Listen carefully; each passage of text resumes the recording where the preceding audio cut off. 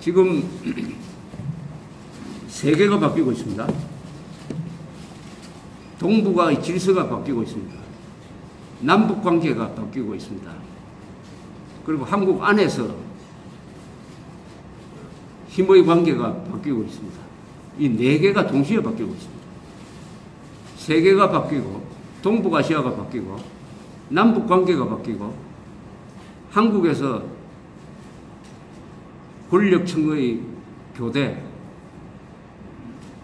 따른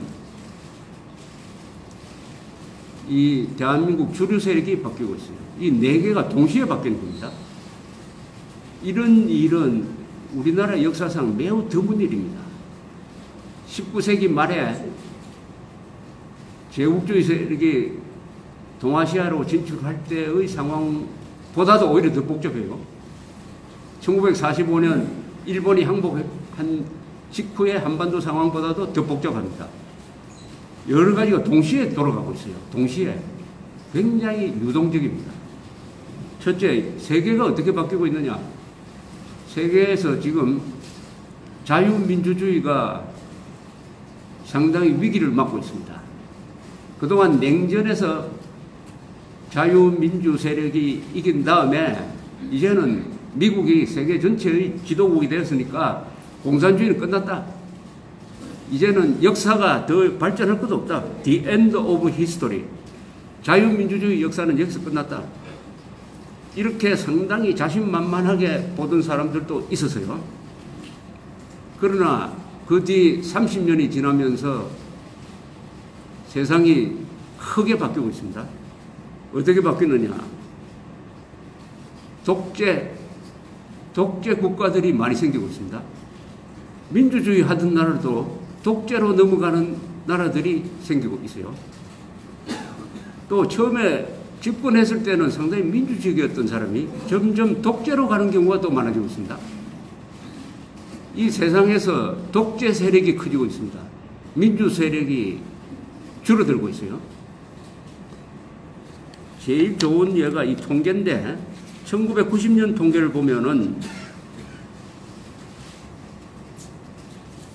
독재 국가에서 생산하는 GDP가 12%였어요. 그런데 지금은 어떻게 됐냐? 중국, 러시아, 사우디아라비아 이런 나라를 주축으로 한 독재 국가에서 생산하는 GDP가 33%나 됐습니다. 굉장히 경제가 커졌어요. 여기 주도적 역할을 하는 게 중국입니다. 조금 있으면은 민주주의 국가에서 부를 생산하는 것보다 독재 국가에서 부를 생산하는 게 더 많아집니다. 그 다음에 미국에서도 사람들이 바뀌고 있습니다. 자유민주 국가, 자유민주 진영의 기수는 미국이었습니다. 그 중에서도 미국 대통령이었어요. 미국 대통령이 자유의 가치, 그것이 바로 미국의 가치다. 자유의 가치 하면은 자유, 그 다음에 인권, 법치, 이겁니다. 자유, 인권, 법치. 이 가치를 가지고 미국뿐만 아니라 자유세계 전체를 공산주의 세력의 위협으로부터 지킨다.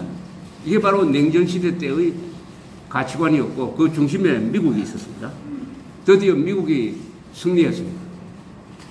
트루만 대통령이 알지도 못하는 나라에 만나본 적도 없는 사람들을 지키기 위해서 연인원으로 180만 명의 미군을 보내가지고 5만 4천 명이 죽고 10만 명이 다치도록 한 그것은 바로 이 자유라는 가치를 지키기 위한 것이었습니다.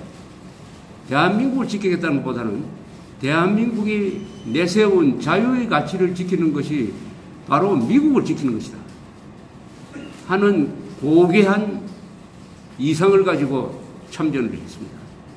그런데 지금 트럼프 대통령이 보여주고 있는 행태는 같은 T자인데 완전히 반대예요.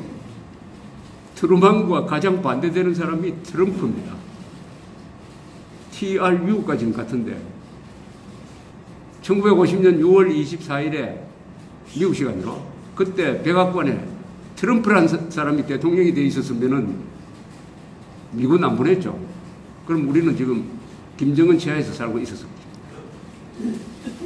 이 트럼프라는 사람이 보여주는 행태가 바로 자유민주주의 진영의 위기를 아주 적나라하게 보여주고 있습니다. 이 사람이 김정은을 만나기 직전부터 직후 요 사이에 완전히 자기의 본색을 드러내고 말았어요. 독재자를 좋아해요.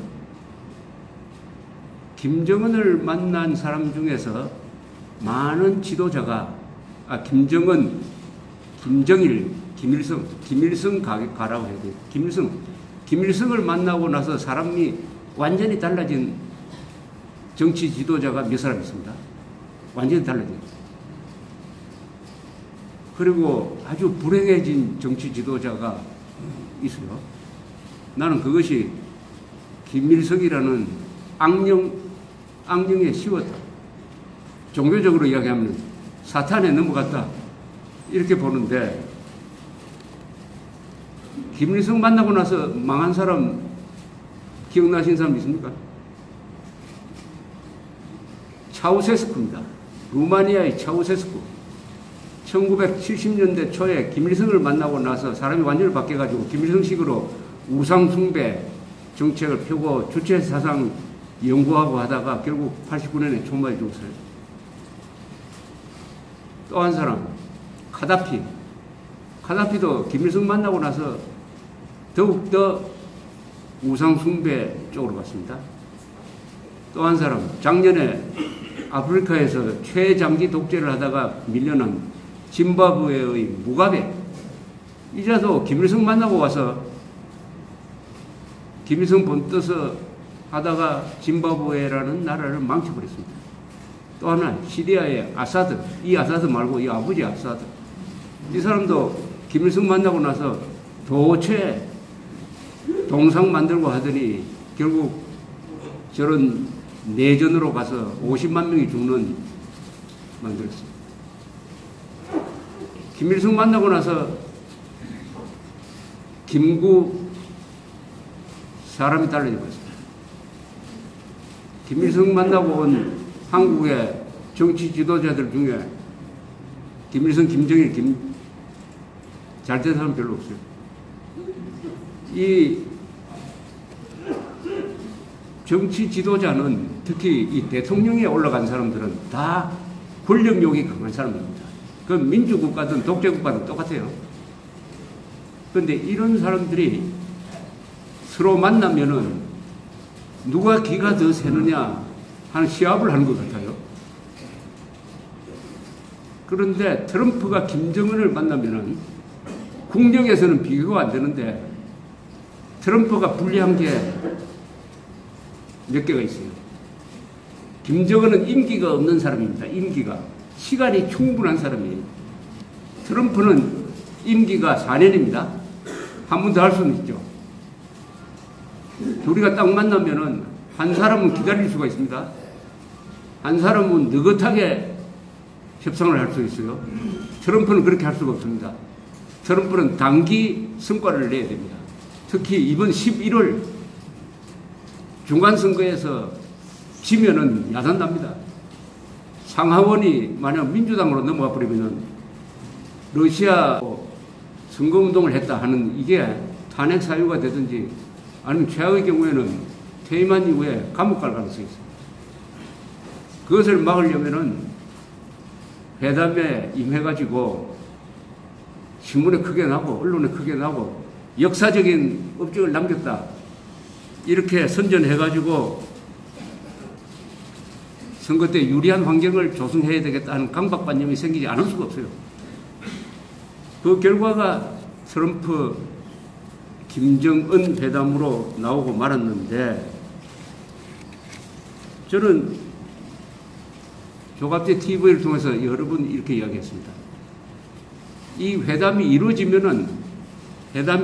않아야 되는데 회담이 이루어지면은 트럼프는 반드시 함정에 빠진다. 유일하게 나올 수 있는 방법은 회담을 깨고 나오는 방법. 회담을 하는 순간부터는, 그때부터는 김정은 페이스로 간다. 왜냐? 회담에 임하면은 반드시 회담이 성공했다는 증거를 남기려고 합니다. 깨기 위해 회담에 참여하는 사람은 없습니다. 회담했다 하면은 뭔가 합의문이 나와야 돼요. 합의문을 만들어내려면은 서로 양보를 하는데, 이 경우에는 트럼프가 양보할 수밖에 없게 됐습니다. 이렇게 해서 나온 게 트럼프 김정은 합의문입니다. 이 합의문은 완전히 김정은이한테 모든 것을 갖다 줘버립니다. 이 합의문은 비핵화 합의문이 아닙니다. 이 합의문은 북한을 핵 보유국으로 인정한 합의문입니다.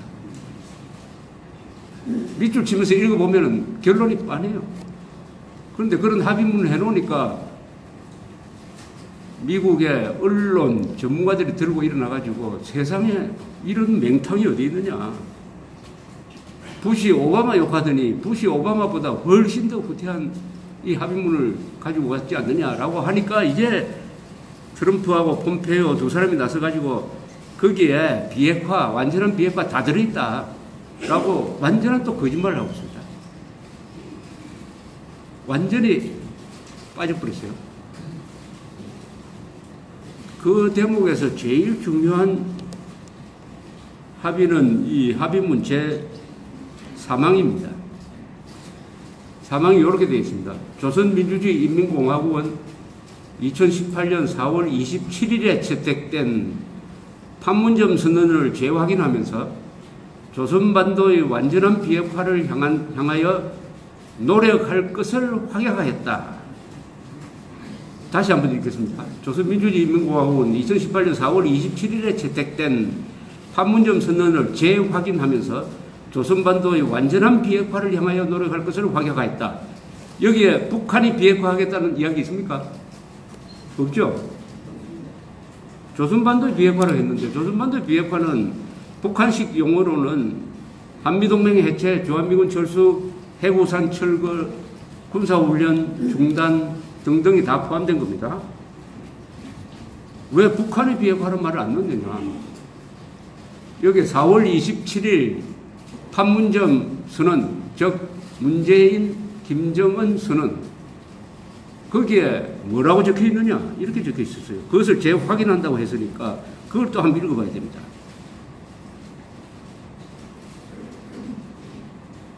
남과 북은 완전한 비핵화를 통해 핵 없는 한반도를 실현한다는 공동의 목표를 확인하였다. 남과 북이라고 그랬어요. 완전한 비핵화를 통해 핵 없는 한반도를 실현한다는 공동의 목표를 확인하였다. 여기에 남한까지 끌고 들어갔어요. 그리고 공동의 목표라고 그랬습니다.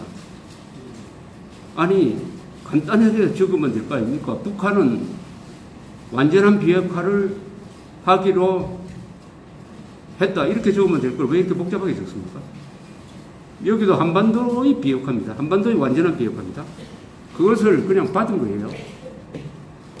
이 한반도의 완전한 비핵화가 여기에 들어가니까 이 북한 문제에 대해서 정확하게 알지 못하는 언론이나 정치인들이나 이런 사람들은 아, 완전한 비핵화? 그 미국이 하는 이야기가 아닌 미국이 요구하는 완전하고 검증 가능하고 돌이킬 수 없는 비핵화, 그거겠지, 이렇게 생각했던 것입니다. 바로 그것을 노린 거죠. 완전한이라는 말만 딱 가져와가지고 완전한 비핵화라고 하니까 아마 미국 사람들도 트럼프도 아, 이게 우리가 평소에 이야기했던 그것을 받은 모양이다 라고 착각을 하고, 한국 정부도 완전한 비핵화는 미국이 말하는 CVID, Complete Verifiable Irreversible Dismantlement하고 똑같다. 이렇게 거짓말을 하기 시작했습니다. 지금 진행되고 있는 것은 완전한 사기극입니다. 완전한 비핵화가 아니라 완전한 사기극입니다.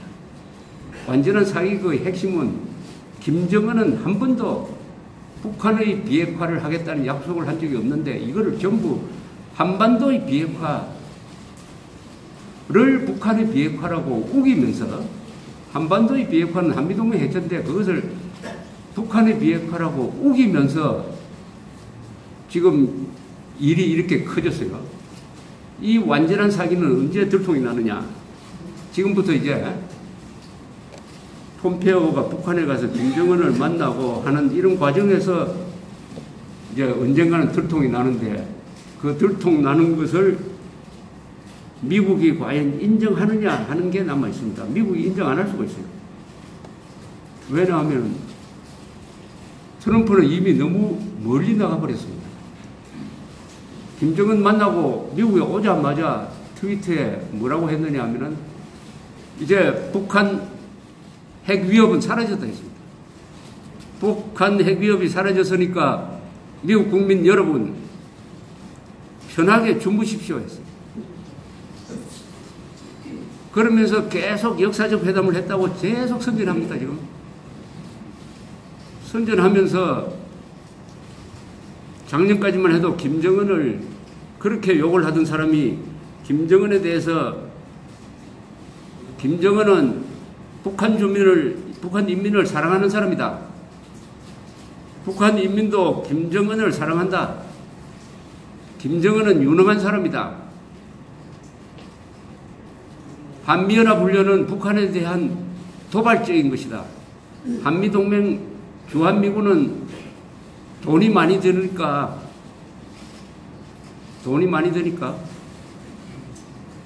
언젠가는 주한미군 빼고 싶다.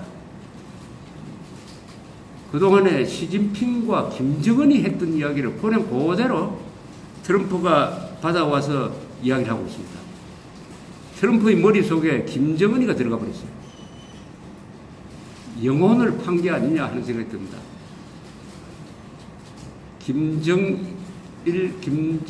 김일성을 만나서 패가 망신한 사람 뭐 재판이 되는 거 아니냐 하는 그런 생각이 듭니다.